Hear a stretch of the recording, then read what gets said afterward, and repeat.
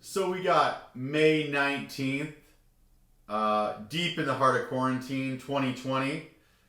And we got another special report from the Heartland. We got Pops in the place to help us get a better understanding of what's going on in Middle America. And how you doing today?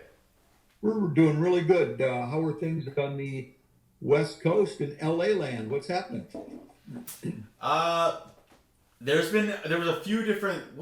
So one of the interesting things that I heard about today is the dog groomers. They're working on getting those open, and immediately when I heard that, I'm like, okay, there's going to be a little bit of pushback because I know that the hairstylists are going to be one of the last things that they open, because in California, I think that they might have actually recognized that it was a hairstylist in California that was the first space that gave coronavirus to the entire country.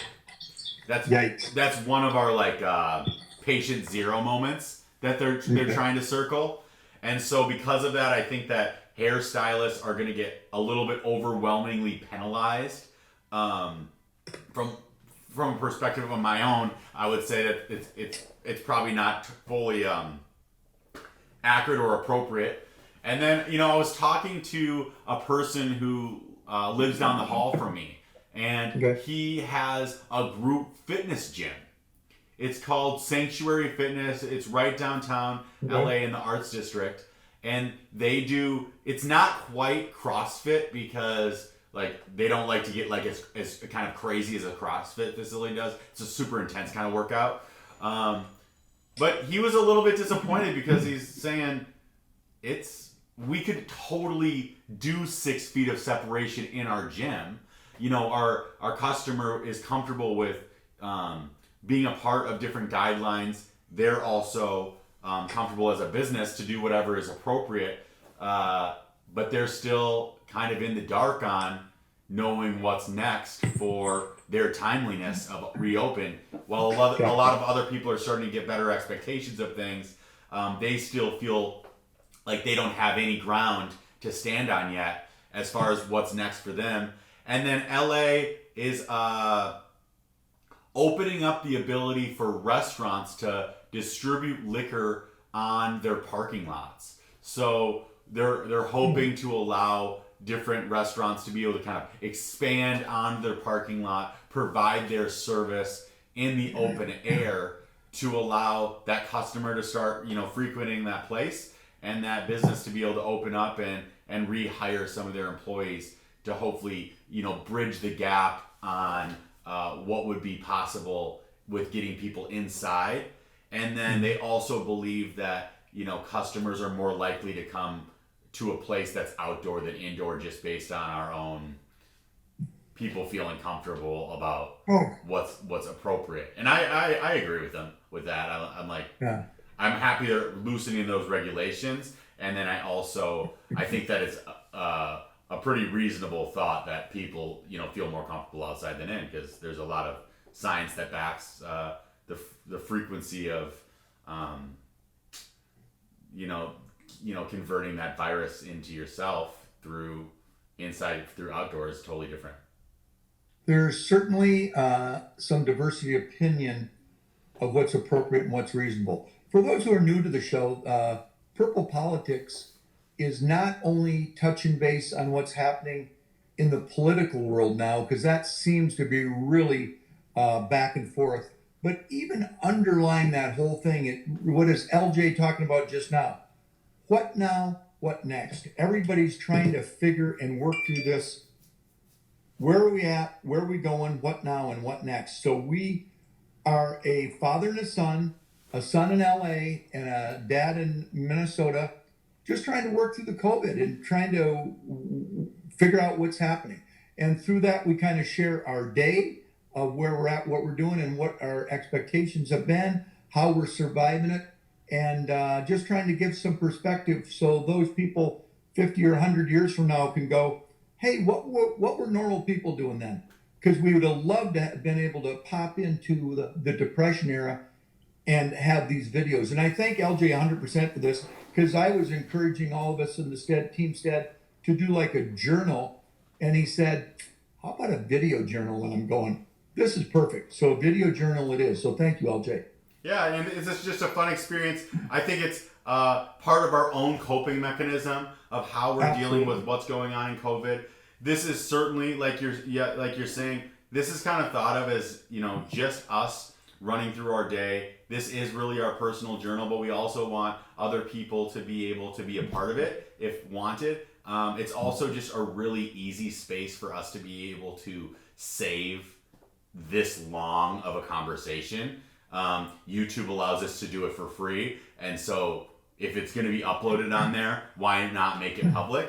And then also, I think that politics touches a lot of different things. Every conversation can get political. Every conversation or every situation in life somehow is touched by policy decision. And so I think that through our conversation, me and you, while we've kind of just grown in our friendship and grown our relationship as a father-son, you've really done a lot to teach me about, how to think about life, how to think about politics, how it's appropriate to kind of re-gear your lens on what you're looking at and how to be able to address it properly. And this is kind of, this is a process of trying to learn how to do that better. Because I don't want to always be the type of person that's ultimately harping on everything political, right? Like, I think that standard media has gotten really good at making us feel like everything about politics always has to be a bickering match, when a lot of politics just has to be like thoughtful discussion. That doesn't mean that we're not going to disagree. Disagreeing is part of conversation. Absolutely. But having conversation can be completely different than just trying to preach to the choir. That doesn't mean that me and you are some of the bigger ranters that I know, and that's probably why we like this type of setting. But at the same time, I hope that this also teaches me how to have better conversation and not just to be the type of person who's trying to jam my opinion down people's throats. Absolutely. Because that's not the intention. And purple's that in the middle. We're not red, just Republican. We're not blue, just Democrat. LJ and I, neither has voted for Trump, neither has voted for Hillary, but we did vote. And enough of that ranting today. Well, and my last opinion on it is, I also kind of want to put my opinions out there for they can be criticized to help me develop a more thoughtful opinion. Because I know right now that I'm at like a really naive space with a lot of these conversations, and I don't feel like I can take the next step until I'm accurately criticized by masses. But absolutely, and we get to challenge each other all the time, and you and I do at the stead table all the time. But people can leave without getting red-faced, without getting mad, and coming away with what we always talk about. Ed Stead would always say the 7 little words, all being said, I could be wrong. And it's just fun to hear that once in a while from the politicians, and you don't hear it much. So today, what now, what next? We've been trying to go back. Everyone's been getting the facts of science. And there's even a little challenge within the facts of science. Some say there isn't, and others say there isn't. Some say there is, some say there isn't. We aren't going to the facts of science today. We're going to history today. And we've been previously reviewed the Asian flu, the Hong Kong flu, go back to 1958, 68, just kind of get a perspective of where we've been in some things. An article's going around the internet in my circles today, and I just want to take about 3 minutes here to read it. This is good, and a shout out to about 5 different friends that pointed this out to me, and this is perfect for what now, what next, it's not where we're at, it's where we're going. So just put this into perspective. This happened to anybody listen to this, your generation that got you where you are right now watching this program today went through this. For a small amount of perspective at this moment, imagine you were born in 1900. Okay, we all had a generation that did that. When you are 14, World War I starts and ends on your 18th birthday with 22 million people killed. Later in that same year, a Spanish flu epidemic hits the planet and runs until you are 20. 50 million people die from it in those 2 years. Yes, 50 million. When you're 29, the Great Depression begins. So you were born in 1900, your great-great-great-grandfathers, for everybody listening, probably right there, and grandmothers. When you're 29, the Great Depression begins. Unemployment hits 25%. Global GDP drops to 27%. It'll be fun to watch those figures to see where this takes us. That runs until you're 33. The country nearly collapses along with the world economy. When you turn 39, World War II starts. You weren't even over the hill yet. When you're 41, the United States is fully pulled into World War II. Between your 39th and 45th birthday, 75 million people perish in the war, and the Holocaust kills 6 million. Here, Dad, hold up. Okay. Do you have Mom's phone with a wallet on it? Yeah. Do you have a laptop in front of you? Yeah. Can you clip it onto the laptop? Oh, probably. Is it wiggling too much? Yeah, just clip it on the laptop. You might get a better, and then we'll just redo this, and I'll just edit it out. Oh, don't redo it. This shows that we're doing the real thing. Okay. This is live, baby. Okay, clip it on the laptop. Because I think you're saying some really good stuff, and I just want to make sure that we can hear it in a way that's not distracting. Should we restart? Yeah, I want you to restart the article because it's just, it might be me trying to make sure that we have a good program, but at the same time, it is just a little relatively distracting. So is it clipped on the laptop? It isn't, but it's... yeah, now it can be. Yeah. There we go. That's what I'm talking about. Now hold up. You know what? Let's leave this to show you how genuine this is. All right, I'm fine with that. Yeah, because this is always going to be a show that we don't. We're never going to edit out things that we're doing. That if we feel like we're just not speaking correctly, but sometimes if I feel like we could just if we could make it easier for the viewer to know what's going on. Okay. So now we're going to get. It's going to be so much clearer for us. Okay. Your feed's going to be cleaner. And I'm going to go back to the start of this one more time because I think this is really pertinent. It's only about 5 paragraphs. Okay, I love it. So we are setting the tone on this where we're not going to edit this out. This is just going to be something that we have where we can make those quick, small adjustments, and we're going to be streaming all the way through. So, all right, perfect. Guess what, folks? Everybody's watching. A little take home tonight would be fall forward. If you're going to fall, try to fall forward. And that's what we just tried to do.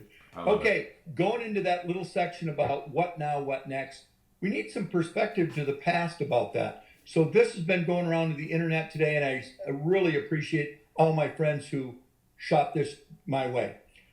This is about your relatives. Anybody who's listening to this, you're sitting here and watching this right now because somebody in your family went through exactly what we're talking about. For a small amount of perspective at this moment, imagine you were born in 1900. When you are 14, World War I starts and ends on your 18th birthday with 22 million people being killed. Later in that year, a Spanish flu epidemic hits the planet and runs till you're 20.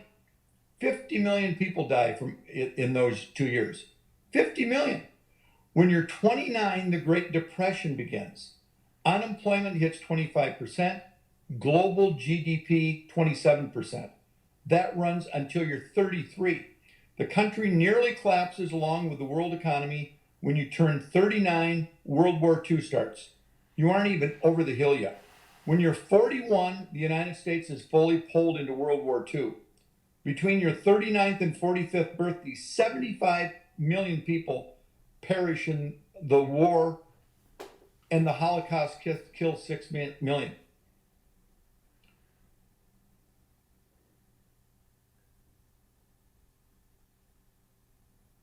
Okay, at 52, the Korean War starts, and 5 million perish. And your Uncle Jimmy was in that war. He was at JM his senior year, got called up, and I think he died at 18 in Korea to allow us to do this program tonight. I'll give you my take home in a minute. At 64, the Vietnam War begins. This is one person's life if they were born in 1900. And it doesn't end for many years. 4 million people die in the conflict. Approaching your 62nd birthday, you have the Cuban Missile Crisis, a tipping point in the Cold War. Life on our planet as we know it could well have ended. Great leaders prevented that from happening.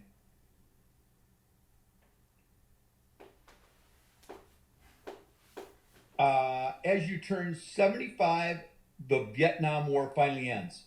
Think of everyone on the planet born in 1900. How do you survive all of that? A kid in 1985 didn't think their 85-year-old grandparent understood how hard school was.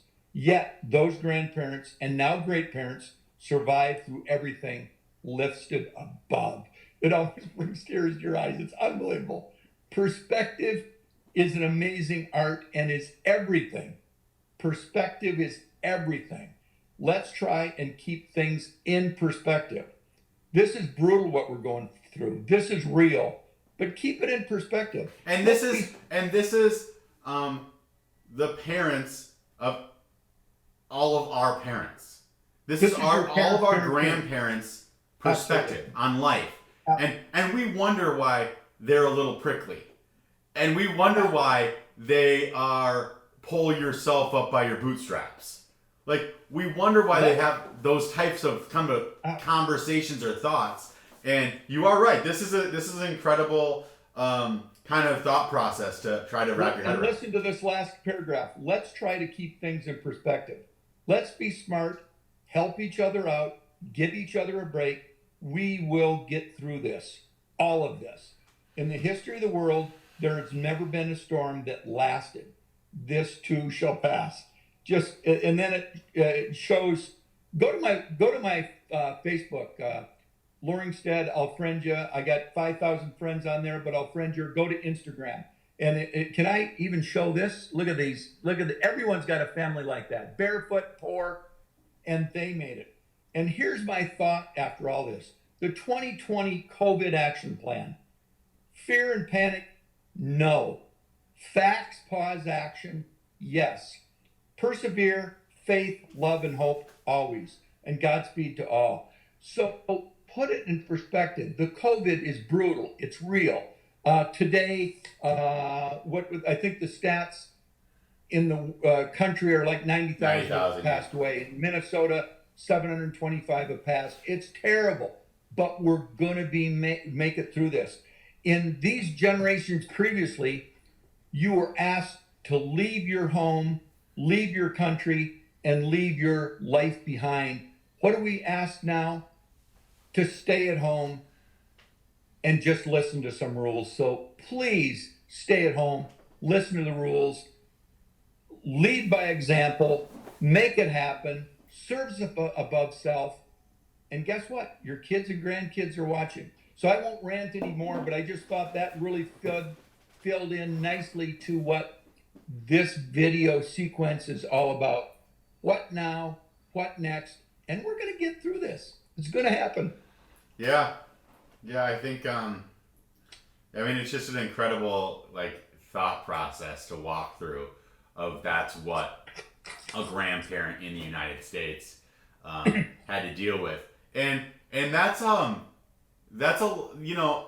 than the World War II stuff, a little bit of the Vietnam, that's all kind of forgot about in the conversation of what's been difficult in the U.S.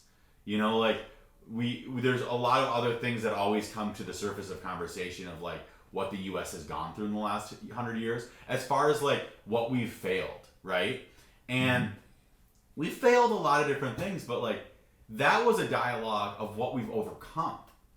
And as much as I think pain also resides in our genes, the historic pain that we've had in our past, I also think historic victories get passed on through our genes. So that's important to remember too, because if pain is able to be stored in your genes, victory has to also be, because there's no way for one to happen without the other.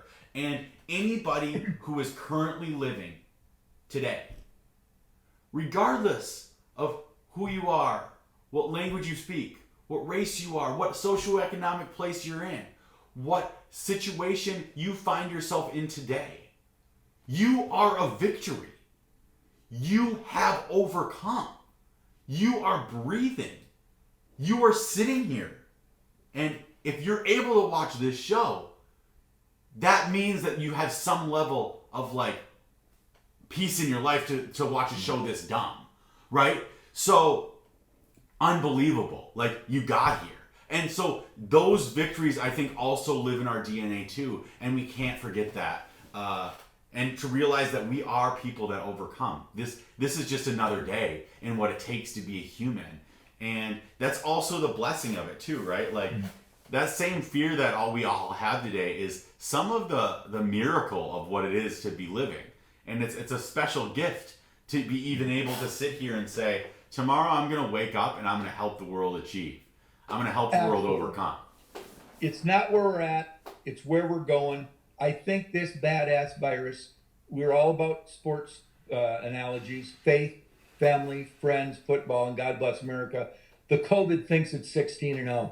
Like you would say, there's been other 16-0 seasons. We're going to get through it. We got through it then, and we're going to get through it again.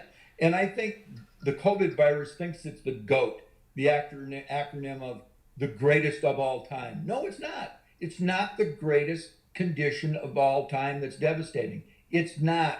It's just not. That doesn't minimize it. It's brutal. It's real. It's painful, but it's not the greatest of all time. And we're going to get through this. And and you're absolutely right.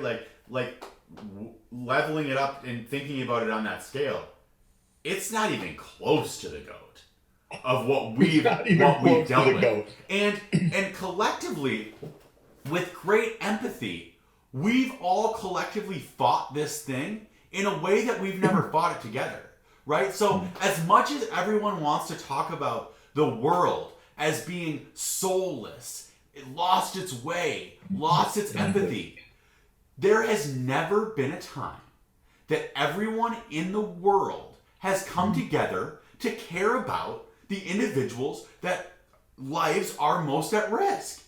This is there's not one time in the world have we ever experienced everyone collectively saying, all right, I'm going to be a part of this. I am going to stay in. I'm going to put a mask on. I'm going to close down my business for a while. I'm going to stop going to my job, and I'm going to stop taking my paycheck, and I'm going to wait for the paycheck to come through the door of the government that's supposed to send it to me. Like, this is absolutely one of the greatest human achievements that we've ever done. And that... Slam dunk. Since the creation of time, God put... Think of this. Of all the times of creation, God put you on the world in 2020, and we're going to be part of the battle. Wow. Right. What a time to lead by example, make it happen, service above self. Nobody should be having question, struggling, what now, what next? The what now, what next is do what you're doing, make it happen, be the best person you can be. Yeah, and people are going to get disgruntled. People are losing jobs. People are losing livelihood. People are building all this stuff, losing the stuff that they've built, right? But we have to realize that all of our neighbors, at least for a period of time, said, I got your back if you got mine. And we all proved it. We all did. Like, stop looking at the random beaches in some random places based on a perfect photograph to make it feel like we don't have empathy. In my life, based on my personal experience, what I've experienced throughout this I don't even know how many months we're in this thing now. I've seen all of my friends prove that they got my back if I got theirs. And that's so cool. I love it. And now we're going to have to link up again. There's a whole nother ride or die factor that's going to have to show up to complete this next step. But let's call this, maybe we're leaving the first quarter. I want to call it halftime just to keep our spirits up a little bit. And going into halftime, regardless of how high tensions got and how much we've messed up and how many interceptions we've thrown, one, we're still here. We are in the lead on this. Stop letting all these other things tell us that we're not. We are in the lead. Why? Because we're still breathing. And Absolutely. now, let's walk out of this thing. It's going to be a totally different game second half than it is first half. We're going to have to fight this in a totally different type of way. It's going to be an economic battle more than it is going to be a health battle. But we can't totally even gauge where the health battle's at in this one yet. And COVID's coming back in the field in the second round, and it's not a matter of if, but when. But we are much more better and prepared for it the second half. We know the plays. Yeah. We're gonna beat this. And as much as people want to tell me that America didn't come together, and as much as I will contribute to these arguments of who did what wrong and when they did it wrong, and I will be a part of these conversations because that's what politics is about. That's what purple politics is about. It's about having tough conversations. So we're going to battle stuff and we're going to get heated and we're going to have fun talking about all these issues. But at the end of the day, I have to just be super enthusiastic also that like we all did get here together, and I did see across the board, red and blue, press a huge pause on this thing to make sure that everybody was safe. Yeah. I wish the mainstream media, both sides, would keep our harping on what's been done wrong by both sides. Cuomo did this, Cuomo did that, Trump did this, Trump did that. Timeout, grace, pause. We made it. Making it. Let's move on. It's not where we're at, it's where we're going. Dang it, mainstream media. I wish somebody'd pick this up and just chat with you for 2 minutes. There's got to be some hope out there. Persevere. Faith, love, hope. It's out there. Grace. Give your neighbor a break. And to kind of step back into like us with the conversation of purple politics, when we are talking about red and blue, I'm usually talking about the political arguments and the individuals that are making decisions. Purple politics has the individuals, the people, the citizens back on all fronts. I believe that the blue-minded people and the red-minded people are vitally needed for this country to exist the way that it does. I understand that sometimes it feels like a complete clusterfuck. But I actually, when I sit back at night and think about it, I realize that there's a beautiful beauty, a miraculous event that happens every day in America. And people wake up and they battle for what they believe is right. And because I believe most people have good intentions, I believe that most battles are good. That doesn't mean that my battle is the same as your battle, but I do believe that your battle is good. If I'm give me your climbing the ice wall analogy. That is so appropriate for the times we're going through now. Give that ice wall analogy. Yeah, I mean, climbing the wall with your right and left hands.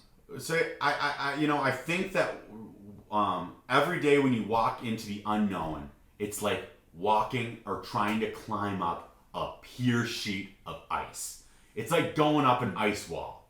And we always like to talk about red is the right and blue is the left. And I like to think about these as truly hands. And when you're going up an ice wall, you need to rely on your right hand, you pull it up. Left hand, pull it up. You can't do it with one hand.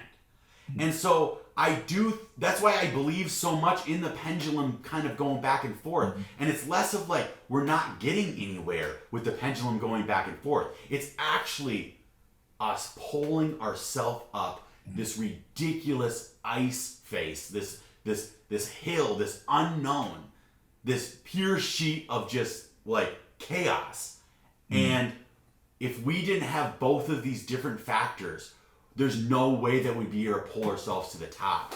And I guess regardless of anybody's like political beliefs and beliefs on what history is being able to prove, I deeply believe that we're in a better situation as a whole than we could have ever imagined. And I believe that we'll continue to go up. And sometimes Absolutely. when you go really, really high on a hill, one of the things that all climbers will say is like, be careful looking down. Now, Absolutely. I do think that we should always understand history. So don't completely take that statement as don't look at history. Mhm. But I do say when you look back, realize that's what you've overcome. And we have more to go. We're gonna get better. When I look back at history and I'm proud of what we've overcome, that doesn't mean I'm proud of our past. But that doesn't mean that I'm not proud of some places of our past. It means that I'm proud of where I'm going. I go, wow, we've overcome a lot. We've had a lot of great things. We've had a lot of bad things, but we're going up this ice sheet. And we got to start remembering, like, it takes both sides to make that happen. America is a wonderful, great place. We've made a lot of mistakes. We've corrected some. We have a lot of other things to correct, but it's not where we're at. It's where it's going. America, where else? Faith, family, friends, football, and God bless America. America is a wonderful, wonderful, wonderful place. Yeah, We're so blessed. it is. It's an incredible place to be a part of. It's unbelievable that we are able to, have impact in our votes. It's wild that we're able to have such free conversations. Like, you go online and most of the things that you hear online are like, this president's the worst president in the world, right? And like, that might be real, but also we have to realize what a blessing it is to be able to type that and for nothing to happen. Usually. We haven't been taken down yet, but I do know folks during the Obama era that got stuff taken down, and I do know folks during the Trump era that Zuckerberg, or who is that, Facebook? Who's Facebook and Instagram? I don't even know. Or YouTube. Who's YouTube? Well, so that doesn't mean that who are these people that get to take stuff down? That's silly. I get it that things will get taken down because those are private companies and they kind of get to do what they want. Although I do think there's a good discussion to be able to have about that. There is, but that's not my point though. You aren't subject to legal prosecution because of what you've said. Okay, that's true. You know what I mean? Nobody's coming through your door going, LJ, did you just say like Donald Trump's a piece of shit? Because you can't say that here. And wait, what's that knocking at your door? exactly, right? So that's what I mean by that blessing. That is a good point because that's a good point. Even though a lot of wild things are taken down on YouTube, I would leave everything up myself. That said, I guess it is, they have the right to do that. Those So businesses Zuckerberg, I'm sure Zuckerberg's listening. You do what you think you need to do. Just don't take us down. Yeah. If purple politics comes down, wow. I mean, that radical father and son team, look out for them. They are a potential issue. yeah, this always is like an interesting practice to me. I would love to see like if there's ever a time that there will be a video get pulled.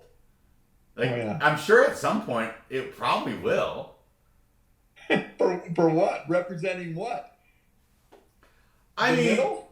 I don't know, because you could just say things like Mark Don't say it. Mark Don't Zuckerberg's like an evil dictator fascist. Don't say, I don't want this one to get pulled down because this is such a good one. So don't say, Mark Zuckerberg, you're a wonderful guy. What you've done is super. Don't take this one down. Select another one. No, but what I was trying to say is I would never say something as crazy as that Mark Zuckerberg's an evil dictator fascist. I would never say that. That's what I'm trying to help you understand. You just did what Trump says all the time. He goes, I'm not about to call, Schiff, pencil neck, blah, blah, blah. You know the story. I won't give that pencil neck story. But I'm not about to call him that. And in saying he's not going to call him that, he calls him that. I won't do that. You would never do that. No. Zuckerberg, if you're ever in Rochester, Minnesota, Zuck, I'd be happy to take you out for a meal and talk about the middle. I think it's going to be real interesting in 100 years where the middle ends up. Because right now, we talked about this before. I think there's about 52 million or so that voted for Trump, 54 million or so that voted for Hillary. We're going to talk about the Electoral College in the future. And that's, those people are where they are. The interesting folks are the 60 million or so who didn't vote. Wow, is that a power to be tapped? And they may or may not vote. Probably a lot won't vote in the future. But the 10 million who voted but didn't vote for either party, that's where the action is. Yeah. You and I in the purple, you get 5 million purple people to vote your way, you've swung the whole election. Well, swung the whole election. That's the margin. That's the margin. Easy. Right? Easy. Even in the Electoral College. I mean, 5 million is huge. It's so polarized right now in the U.S. Like, the middle's where all the gravy is. Oh, we have so much power. That's where the cream on top is. Like, yeah. So it is bizarre that it's... When are we going to get a purple candidate, though? That's... LJ, can we get you to come back to Minnesota and run as an independent purple? I don't need it. Or better yet, do it in LA. That would be crazy. If purple came out of LA, which it could, I could see it. That would be wonderful. Well, the thing is, though, like, with purple politics, to me, it's like, yeah, I think a purple candidate's cool, but I really deeply believe that, like, the political conversation is actually getting closer to the masses and us being able to have control of what's going on. Joe Rogan is a prime example of that, right?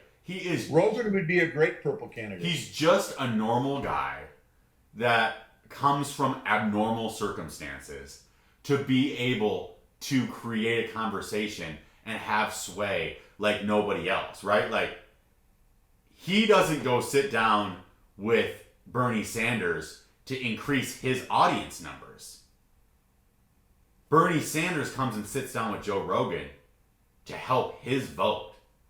So you tell me who has the power in that situation. Why is it that, like, Elon Musk goes to Joe Rogan to be able to release what's happening next, to be able to clean up his image? Like, Bernie Sanders goes there to appeal to better masses. Like, I don't know. I just think it's important to realize, like, where the real power is in a lot of these things. And it's in being able to just have authentic conversation that the masses don't feel like they're crowded out of. And having reasonable people just give out their honest feelings and their honest thoughts. Everything seems so scripted these days. It's crazy how, like, now we can just sit back and have more long-winded honest conversation. And that's where, like, real influence actually lies. Wait, I got a text coming in. JR, hold it. Somebody's calling. Joe. Hey, Stetter, how you doing, buddy? It's Joe Rogan. You want to talk to LJ? Yeah, I'm sure he would love to take a call from you later. Yeah, you're kind of in the middle of his show right now, so it probably won't work, but he can get back to you. Talk to you, buddy. Bye-bye. We'll go out for tacos next week. Godspeed. Yeah, that was Rogan. I've never even watched Joe Rogan's show. He would be so sad with me. Your generation knows Joe Rogan, and I don't. But I'm a guy that is pretty isolated, as you know. Yeah. All right, big guy. I'm wondering if we should go time out and pick it up tomorrow. This was a good show. Thank you very much. It was. I'll talk about a pivot point tomorrow that I made. I'm on a writers group, Quantum Leap, and I did a huge pivot today. So we'll discuss that in the future. What do you got for the rest of the week? Tomorrow's Wednesday. What's up? What are you doing to survive? I know for those in the future, I know you work out every day. I know you try to have, and I do too, I try to have Zoom conversations with friends. I try to limit exposure. I'm with my quarantine. It's a very small group of people we hang with. If we are outside walking, our neighborhood's pretty much masked up and definitely keeps their social distance. We wear masks. We wash our hands. We do what we're asked to do. And that's what we do. A lot of just doing the normal things. Yeah, I'm running like 3 miles a day. Um, I'm cooking pretty much every meal, or sometimes I'll like go buy like a breakfast burrito downstairs at this spot called Grow. Um, but yeah, honestly, like I'm not productive all day right now. You know, I try to be, but then I've realized that like the more that I try to be productive all day, the least productive I am. So I think a huge point these days is make the mundane meaningful. What does that mean? That means when you get up, you make your bed. Have a goal every day that maybe you're going to fix up one of those, that closet or drawer that's a mess. Maybe polish a pair of shoes. Do something every day that's mundane, and that mundane is meaningful. After 2 months of mundane things, the cars are clean, the garage is clean, we're doing things in the yard. Mundane can be meaningful and good. yeah, yeah, I think it's important. This is obviously a hobby, so like this is I think it is important to get to some hobby that like you have something to look forward to, and so this is like one of those things that I look forward to. I look forward to that conversation, but the conversation is something that we have regardless. But the hobby in this particular thing is figuring out like how to be able to make it look a little bit cleaner, how to be able to, prepare myself to be able to have like an authentic conversation, understanding the political things going on a little bit more, reading into things differently, or, and then just like tweaking around on the tech side, learning how to edit video a little bit, playing around with It's been a sound. joy. I think it's real fun because you've taught me so much. First, you were initiated this to even happen, so Godspeed to you. A lot of my friends will say, "Hey, what time of day does it come on?" It's totally slow organic. It's slow. It's organic. It comes on when you and I decide to chat. There's times where I might go, not tonight, and you'll go fine, and vice versa. It's wonderful. YouTube and this technology makes it doable. It can be just the most fun hobby ever. Thank you. This is wonderful. I am not interested in creating a job. Like this is not a job. This is pure joy. exactly. So it's like I won't do anything that like stresses me out or makes me feel like it's just not something that's like benefiting myself or benefiting my community. If I'm not excited about it, it's just not going to happen. When it comes to hobby stuff, like I'm not going to get all rigid and tense over something. It's just not who I am. So because this is my hobby and it's fun, I will never let it be something else. It's in your blood, though. Two things. Just W.T. Stead, who went down on the Titanic, Google him. He was the leading world expert in child sex trafficking prevention, and we'll talk about that another time. But he gets credit for being the first to start investigative reporting. That's kind of in your blood. Also in your blood is Grandpa Stead, who went to the Beck Radio School. You're a natural in this. And I have to do his little jingle down in Spring Valley. There's a little Christian station down there. My dad was in Canton, Minnesota, and he would sing his own jingle. Lutefisk and Lefson, herring too, and all the other things that are good for you. Hop in your car and come down to the Lutefisk capital of southern Minnesota, Loring Supret in Canton. I'm not too smart, but I sure know how to take care of my lutefisk. I think it's in your blood. That said, you and I are not special. Anybody can do this. So I hope as people see us bumbling through this, they might be inspired to go, if those two guys can do it, I know I can do it. So maybe start a video log for your family. This is fun. This is pure joy. And if anyone is watching this and wants to talk, I'm going to start interviewing people once a day pretty soon. You're going on the street too. You're going to be going out on the street, right? Well, we're going to do a lot of street stuff once it's available. Yeah, so that stuff's all prepared. I really want to be able to get people's fresh perspectives. But then, friends or family that want to be able to jump on throughout the day, the time is flexible. I want to start just, building a space to be able to get people's insights. Allow people. You're going to be getting some political candidates and political deep insiders from DC, which we keep alluding to a real special person that's coming in the future. We're trying to pull that off. We won't say who. It'll be the most insightful political person ever who's been in DC at the White House for decades. I'll give you that much of a hint. At the White House for decades. That will get some people thinking. And then also on this, in 2 nights, possibly, we're going to have a friend. I have best friends on the left and the right who may be coming in and talk about politics today locally, but really reflects totally on nationally. So I'll confirm that tomorrow with him. So you might see that. He joins me on Thursday from Mama Bear's Den. That'd be cool. Yeah, we're finally ready for bringing some guests on, and you don't have to be overly qualified to be able to come on. If you have zero qualifications, a voice and if you have an opinion, and you want to be able to come on and just discuss it, let's come and be a part of this process of what it's like to just talk through your thoughts. We're all about diversity of culture, of language, of dress, of thought.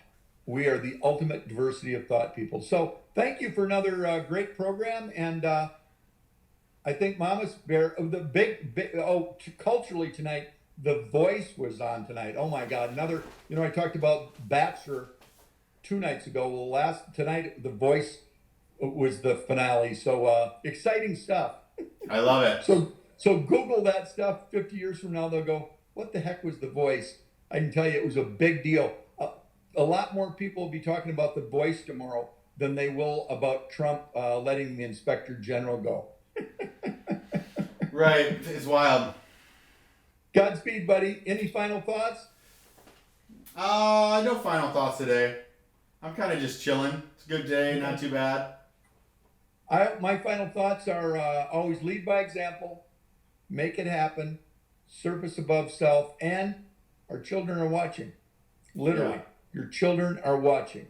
Because my thought would be the things that go in your mind and also in your body are the things that affect your brain and probably affect your community around you. So just beware of consuming too much alcohol, beware of reading too much BS on the internet. All that really starts to affect not only who you are, but it also affects your impact on the community around you. So just while we go through these times, just be cautious of your consumption.